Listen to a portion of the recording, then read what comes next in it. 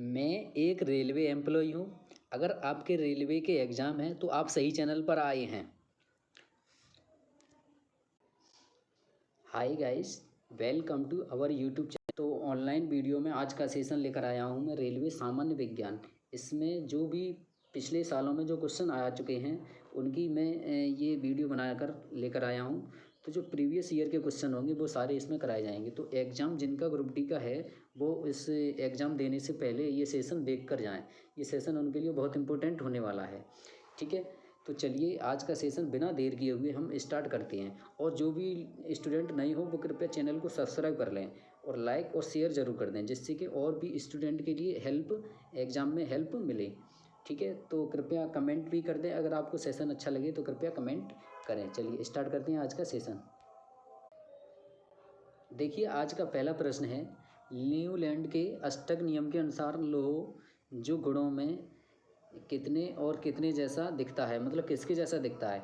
तो कोबाल्ट और निकल जैसा। तो न्यूलैंड ने अष्टक नियम दिया था। ठीक है, तो उसमें जो लोहा है मतलब आयरन Fe, तो वो किसके जैसा दिखता है? कोबाल्ट और निकल के जैसा दिखता है। जो इसको इन तत्वों से बहुत दूर रखा गया था। ठीक है, ये इस श्रेणी का दोष है, ये इस नियम का दोष है। चलिए नेक्स्ट क्वेश्चन देखते हैं अब हम। न्यूट्रॉन को छोड़कर सभी परमाणुओं में मौजूद है, क्या मौजूद है? हाइड्रोजन। हाइड्रोजन जो है सभी परमाणुओं में मौजूद है। नेक्स्ट क्वेश्चन है, सूरज की रोशनी उपस्थिति में किसको अधिक तीव्र अभिक्रिया में हाइड्रोकार्बन में मिलाया जाता है? तो किसको मिलाया जाता है? क्लोराइड के लिए, Cl2 के लिए अधिक तीव्र अभिक्रिया में हाइड्रोकार्बन में मिलाया जाता है। और अगला देख लीजिए, हमारा अगला क्वेश्चन है HIV का पूर्ण रूप है। ये बहुत इंपॉर्टेंट क्वेश्चन है, ये आ सकता है एग्जाम में। तो इसका पूर्ण रूप क्या है? Human immuno deficiency virus. ठीक है, HIV की जगह एड्स की भी फुल फॉर्म आपको याद करके जानी है।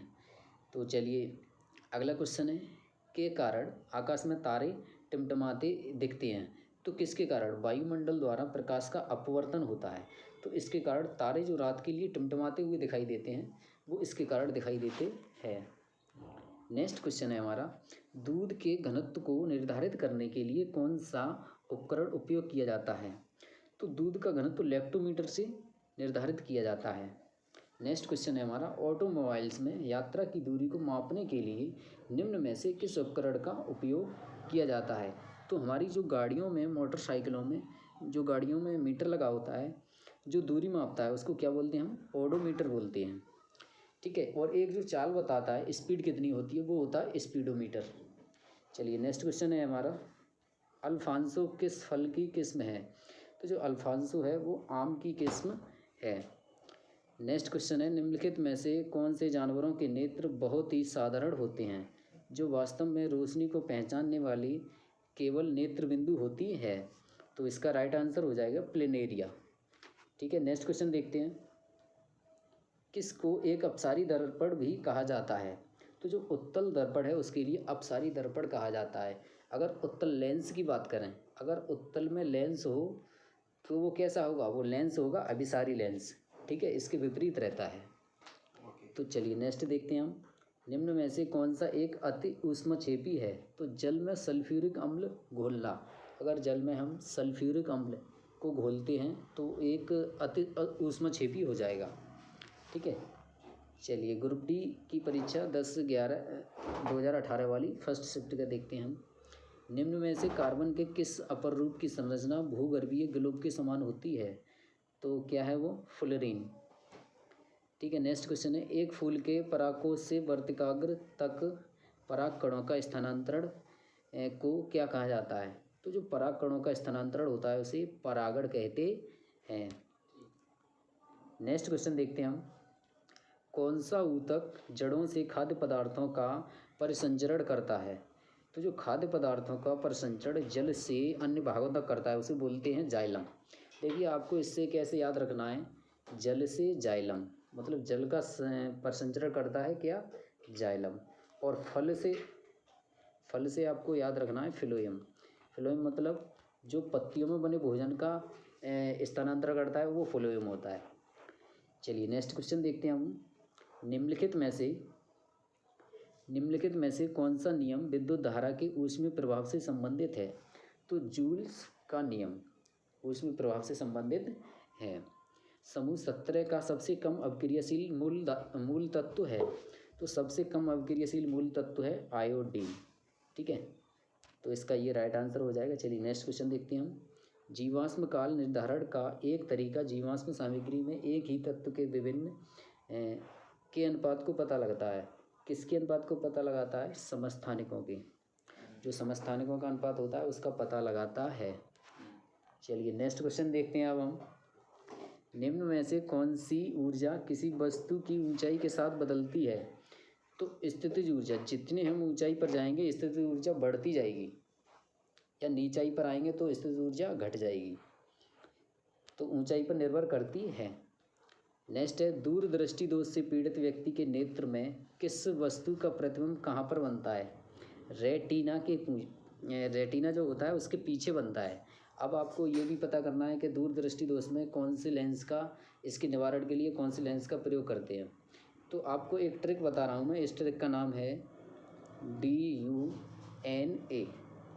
अगर व्यक्ति दूरदृष्टि दोष से पीड़ित है तो उसमें उत्तल लेंस लगाएंगे, अगर व्यक्ति निकट दृष्टि दोष से पीड़ित है तो उसमें अवतल लेंस का प्रयोग करेंगे। तो दूना एक ट्रिक है, इसको आप याद रखें। चलिए नेक्स्ट क्वेश्चन है, आवर्त सारणी का आविष्कार किसने किया था? तो जो आवर्त सारणी के जन्मदाता हैं वो देमेत्री मेंडलीव है। अगर आप आधुनिक आवर्त सारणी इसको किसने बनाया? तो वो हेनरी मोजले ने बनाया था। चलिए नेक्स्ट क्वेश्चन देखते हैं हम। निम्न में से किस वर्गीकरण के अनुसार आवर्त सारणी में तत्वों को उनके परमाणु संख्या के बढ़ते क्रम के अनुसार व्यवस्थित किया जाता है? तो आधुनिक आवर्त सारणी में, जो आधुनिक आवर्त सारणी है वो परमाणु संख्या के बढ़ते क्रम में व्यवस्थित किया गया है। अब आधुनिक आवर्त सारणी किसने बनाई थी? वो हेनरी मोजले ने बनाई थी। नेक्स्ट क्वेश्चन देखते हैं हम। किसके न होने पर क्रिया का कार्य शून्य होता है? अगर हम कितना भी बल का प्रयोग कर लें, अगर विस्थापन शून्य है तो हमारा कार्य भी शून्य कहलाएगा। चलिए नेक्स्ट देखते हैं, किसका रासायनिक नाम कैल्शियम सल्फेट हेमीहाइड्रेट है? तो प्लास्टर ऑफ पेरिस, जिसे POP बोलते हैं। तो इसका रासायनिक सूत्र भी देख लेते हैं। इसका रासायनिक सूत्र है CaSO4 हाफ H2O। क्या है? Half H2O। इसलिए इसके लिए कैल्शियम सल्फेट हेमीहाइड्रेट बोलते हैं, क्योंकि इसमें जल के आधा अणु होता है। नेक्स्ट क्वेश्चन है, आधुनिक आवर्त सारणी में किसकी स्थिति में संबंध में असंगति है? क्योंकि इसे पहले पीरियड के पहले समूह तथा 17वें समूह में रखा जा सकता है। तो असंगति किस में है? हाइड्रोजन। इसको पहले में भी रखा जा सकता है और 17वें में भी रखा जा सकता है।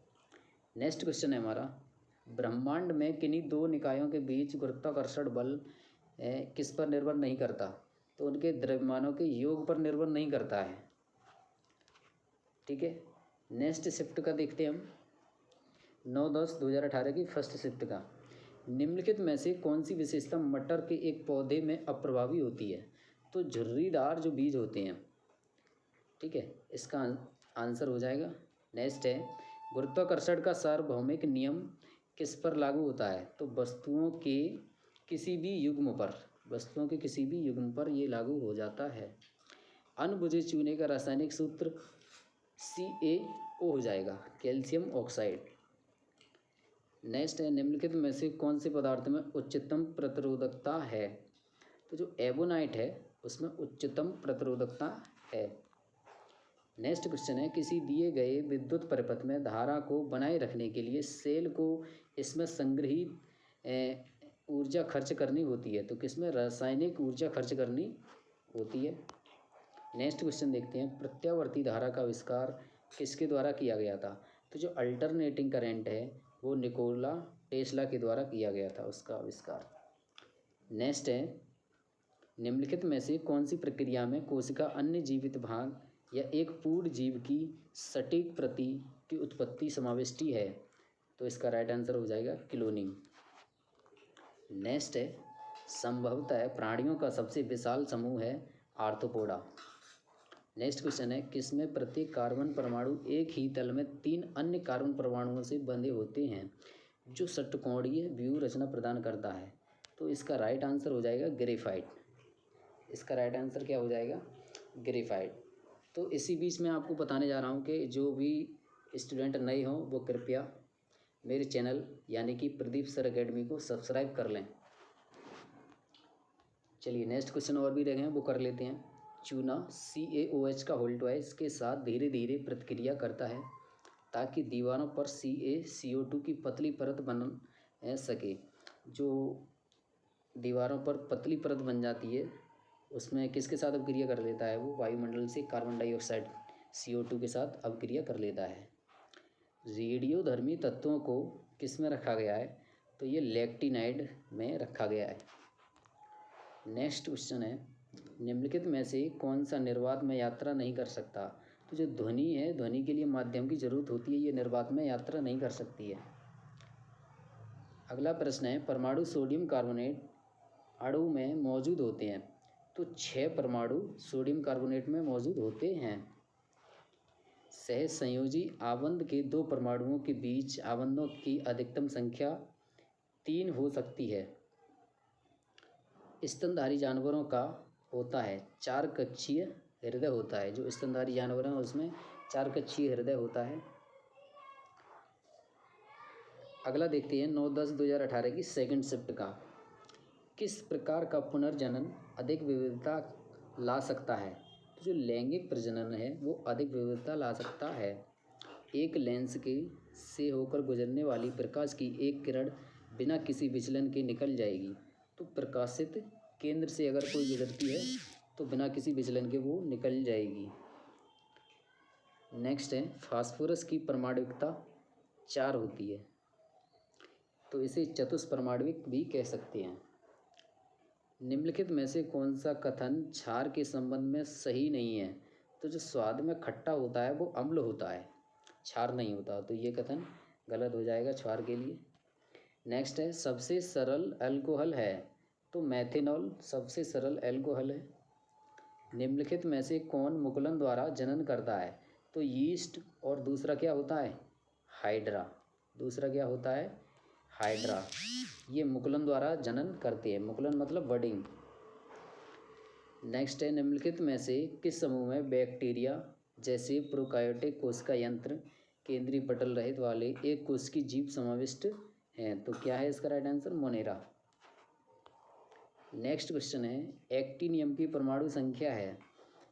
तो एक्टिनियम की परमाणु संख्या कितनी है? 89। नेक्स्ट है, निम्नलिखित में से कौन सा एक विषम यौगिक है? तो एथीन। चलिए एक्टिनियम की परमाणु संख्या पूछिए। हम एक्टिनाइड श्रेणी का स्टार्टिंग और एंड पूछते हैं।